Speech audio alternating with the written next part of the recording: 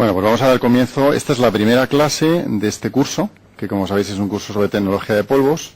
Ayer ya os comenté que aunque el curso se llama en general de tecnología de polvos, vamos a centrarnos sobre todo en materiales metálicos, o sea que es más un curso de polimetalurgia que de tecnología general de polvos, que incluiría también el mundo de las cerámicas. Pero la mayoría de tecnologías que vamos a ver en el curso, vamos a hacer mucha hincapié en los aspectos que tienen que ver con metales, no vamos a hacer tanto hincapié en los aspectos que tienen con cerámicas, pero muchas de las técnicas o tecnologías que vamos a ver tienen que ver, se pueden utilizar también con materiales cerámicos. De hecho, en muchas ocasiones comentaremos en clase, esto es sobre todo para cerámicos o esto es más para metales, pero las tecnologías en el fondo se fundamentan en los mismos principios. Bueno, esta clase introductoria lo que pretende es daros a conocer o daros una visión general de qué es esta tecnología, para qué sirve, qué alternativas tiene, por qué se utiliza y, bueno, pues vamos primero a introducir qué es la tecnología, vamos a definirla, vamos a hacer una descripción del proceso general y luego vamos a ver cómo algunas propiedades afectan a los resultados finales del material que fabriquemos. Esta tecnología tiene mucho que ver, esas propiedades, con la densidad. Pensar que elaborar las cosas a partir de polvos implica que al final, a priori, en la mayoría de los casos vamos a tener un material poroso. Y las propiedades físicas, mecánicas, la mayoría de propiedades que tienen los materiales son unas para un material 100% denso y a medida que tú quitas material, es decir, lo haces poroso, disminuyen proporcionalmente a la porosidad de esas propiedades. Y en algunos casos, más que proporcionalmente, es decir, no se cumple siempre la regla de las mezclas. O sea, a priori podríamos decir 5% de poros, un 5% de pérdidas de porosidad. En algunos casos ese 5% implica mucho más de un 5% de pérdidas en propiedad. Y, por supuesto, pues vamos a ver cómo afectan las condiciones de procesado en esa densidad y, por tanto, en esas propiedades.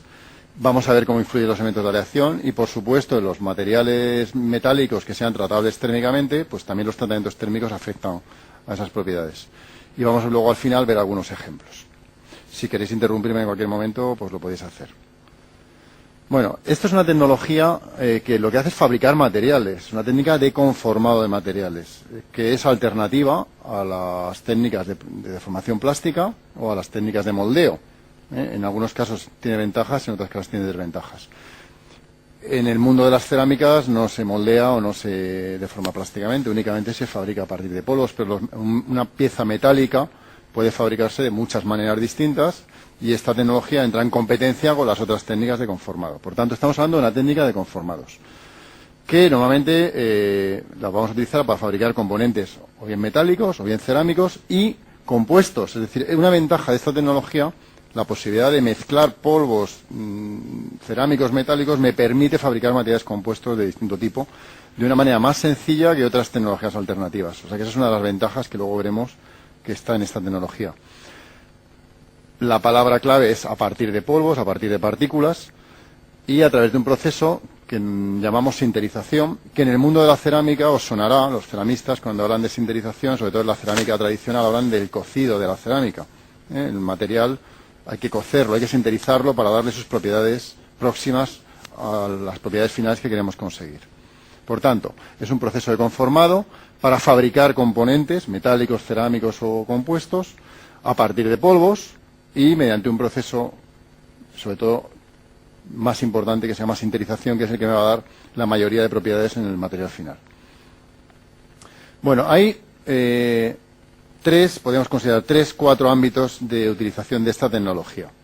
El primero de ellos son aplicaciones en las que esta tecnología supone un gran ahorro de dinero, un gran ahorro de costes. Esta tecnología, cuando hablamos de grandes lotes de producción, cuando hablamos de formas muy complejas, sobre todo en determinada dirección de la pieza, luego eso ya lo veremos a lo largo del curso, cuando se da estas circunstancias, series muy largas, lotes muy grandes, a veces de 1 millón de piezas iguales, o de cientos de miles de piezas iguales, o de miles de piezas iguales. Estamos hablando de lotes, grandes series. En esos casos, esta tecnología permite fabricar componentes de manera más barata que otras alternativas, sobre todo cuando hay que mecanizar, hacer mecanizados grandes. Y de una manera también con menos coste energético y con menos material perdido, por lo tanto es una técnica, en este sentido, aparte de barata, medioambientalmente más amigable que, por ejemplo, mecanizar piezas, donde hay mucha chatarra generada por culpa de la viruta de mecanizado. Un ejemplo típico de este ámbito de utilización es la industria automóvil. Los automóviles se fabrican en cientos de miles de unidades iguales y, por tanto, los componentes que van para la industria automóvil pues tienen esta característica, que se fabrican muchas cantidades y, por tanto, se puede reducir el coste. Hay un segundo ámbito de utilización, que es cuando, mediante esta tecnología, somos capaces de fabricar un material mejor, aquí no digo más barato, aquí estoy hablando de mejor, que otra alternativa. Es el caso de los aceros rápidos sinterizados. Cuando hablemos de aceros rápidos, recordaremos esta característica en estos materiales.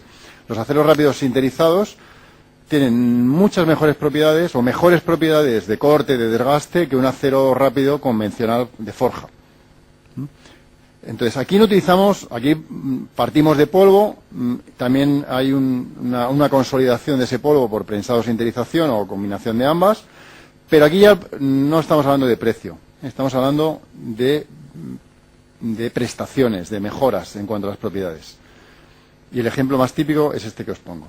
Y por último, habría un tercer nicho de utilización de esta tecnología, que es cuando la tecnología es la única manera de fabricar esa cosa. Y es el caso, por ejemplo, de los carburos cementados. En el caso, otro ejemplo sería las cerámicas. En general, la mayoría de cerámicas solo se pueden fabricar a partir de tecnología de polvos. Los metales refractarios hasta hace muy poquito tiempo solamente se podrían fabricar a partir de tecnología de polvos, pero un caso típico es los carburos cementados. Los carburos cementados yo los podría fabricar por moldeo, pero a mí me daría una microestructura totalmente inutilizable para la aplicación para la que están pensados los carburos cementados. ¿Eso qué significa? Que la única vía fiable de obtener un carburo cementado que pueda trabajar en condiciones de corte es la pulvimetalurgia, es la tecnología de polvos. Por tanto, este es un nicho de utilización de aquellos materiales cuya única vía de fabricación es esta. Entonces ahí no hay alternativa. Yo siempre, para recordar estas tres maneras de clasificar estos tres nichos, yo siempre digo el dicho español de bueno, bonito, barato. O sea, es una tecnología que se puede considerar en algunos casos buena, en otros casos bonita, en otros casos barata. ¿Buena por qué? Pues porque a veces es la única manera de obtener un material, lo que he comentado antes, los carburos cementados, las cerámicas, algunos compuestos de matriz cerámica, los metales refractarios, el wolframio, el molibdeno, etcétera, ¿no? Entonces es buena por eso. Es bonita porque a veces me permite fabricar materiales mejores que cualquier otra alternativa. Hay tecnologías de fabricación, sobre todo donde combinamos presión y temperatura simultánea, donde acortamos el proceso aplicando presión y temperatura a la vez, donde obtenemos materiales muy densos, con microestructuras muy homogéneas, con una composición química muy controlada, sin ningún tipo de defectos, de inclusiones, con un material que a veces es isótropo. Entonces, esto solo se puede obtener, este conjunto de cosas, por pulvimetalurgia, en muchas aplicaciones. Entonces, en esos casos, pues es una tecnología que podemos llamar bonita, en el sentido de que es mejor que otra alternativa.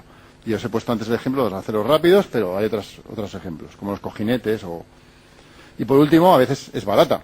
Es mucho más barata que una alternativa en el caso de engranajes o piezas de grandes series para la industria automóvil, donde hay mucho automatismo de la producción, ahí sale más barato. Bueno, pues a estas tres cosas, buena, bonita, barata, le tenemos que conjugar de que es una tecnología muy flexible.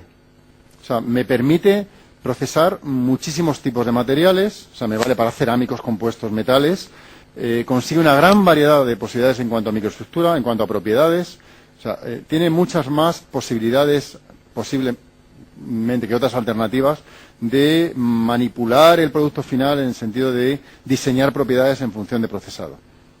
Sabéis que en el ámbito de las ciencias materiales o de ingeniería de materiales es el paradigma relacionar procesado con microestructura y con propiedades y con comportamiento en servicio.